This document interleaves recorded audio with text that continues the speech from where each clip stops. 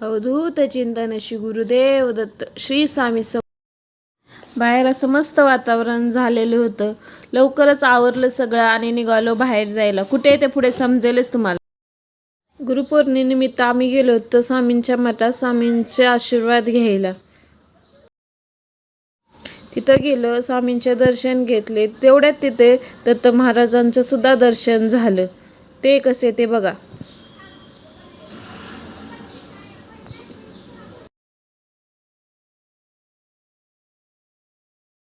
त्यानंतर तिथे थोडे फोटो काढले, व्हिडिओ काढले आणि बाहेर आलो.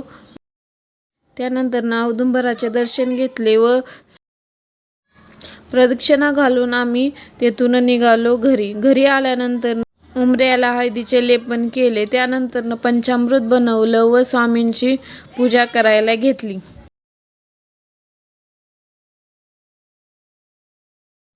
त्यानंतर स्वामींची पूजा केली व अशी संपवला आजचा दिवस.